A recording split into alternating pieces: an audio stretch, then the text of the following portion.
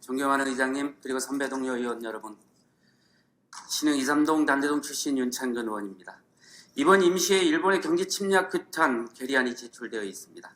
저는 오늘 아베의 경제 침략에 대한 생각을 정리하고 성남시라는 지자체에서 할 수 있는 역할이 무엇인지에 대해서 고민해보고자 합니다. 아베는 한국으로 수출하는 핵심 물자를 통제하고 한국을 화이트리스트 국가에서 배제시켰습니다. 정치적 목적을 가지고 국제 상거래를 제한한 것입니다. 아베는 어떤 목적으로 국제사회의 비난을 감수하면서까지 한국과 무역전쟁을 시작한 것일까요? 아베는 일본 우익인 역사 수정주의자들의 요구를 대변합니다.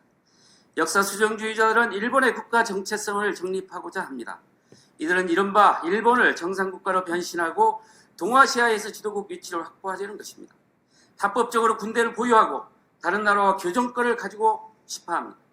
합법적으로 군대를 보유하고 다른 나라와 교정권을 가지고 싶어하는 이 아베, 일제강점기를 조선의 잘못이라고 강조하고 한반도를 근대화시켰다고 강변합니다.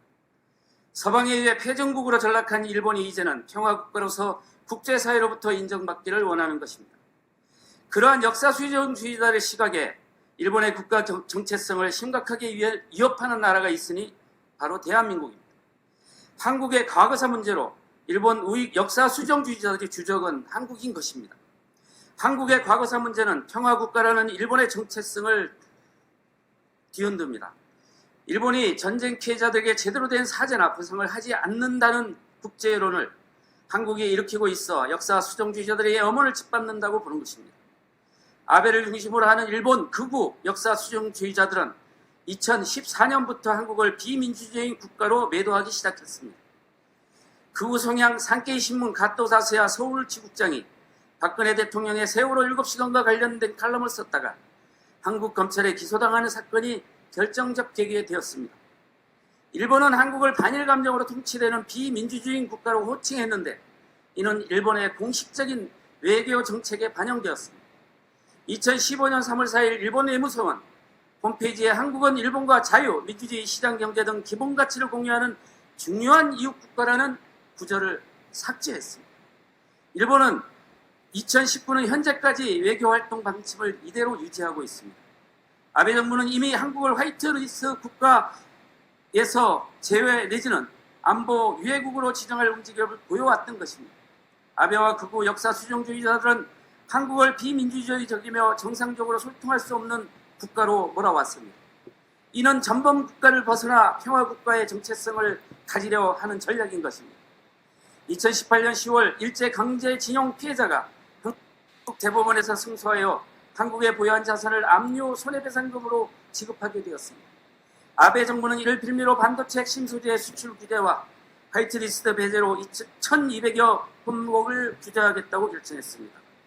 국가 안보 침해라는 이유를 달았지만 이는 WTO 규범을 위반한 것입니다. 아베는 한국을 공격하기 위해서 근거 없는 이유를 들이민 것입니다. 문재인 정부를 공격해서 한국 내 토착 외구 세력들을 확장시켜 불편한 문재인 정부를 침몰시키겠다는 제국주의적인 발상을 하고 있는 것입니다. 결국 목표는 한국 내 토착 외국 세력을 이용 일본 극우 역사 수정주의자들이 염원하는 소위 평화국가를 관철하려고 하는 전략인 것입니다.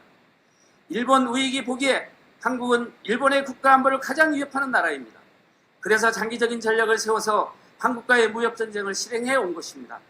아베는 미국의 중재에도 불구하고 상당 기간 한국을 곤란하게 할 무역전쟁을 계속할 가능성이 많습니다. 국민 여론에서도 나타나듯이 문재인 정부는 자신감을 가지고 다양한 대책으로 잘 대응하고 있습니다.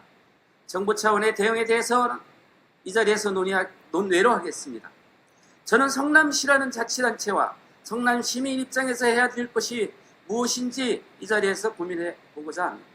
첫째, 성남시가 제2독립운동의 심정으로 극일 도시를 선언할 것을 주문합니다. 자치단체가 할 수 있는 모든 수단과 방법을 동원하여 극일 도시 성남이 됩시다. 시민이 자발적으로 하고 있는 일제상품 불매운동에도 성남시가 동참해야 합니다. 성남시에서 구매하는 모든 물품에서 일제를 제거시켜야 합니다. 둘째, 성남시가 화이트리스트에 관련된 반도체, IT, 부품 소재, R&D 등의 기업을 유치하기 위한 노력을 해야 합니다. 이런 기업들이 조속히 자리를 잡을 수 있도록 최대한의 재정적, 행정적 조력이 필요합니다. 각종 세금 감액 혜택도 고려해야 합니다. 실리콘밸리의 확장과 성공의 길로 가는 것이기도 하기 때문입니다. 셋째, 성남시 행정 전반과 조례 등에 포함되어 있는 외색을 제거하려는 노력을 해야 합니다. 행정용어나 조례에 외색이 광범위하게 퍼져 있습니다. 성남시 의회에서는 외색 제거 특위를 구성하고자 제안합니다. 당분간 일본의 옥죄므로 한국 산업의 피해는 불가피합니다. 아베 역지의 사태를 낙관할 수는 없습니다.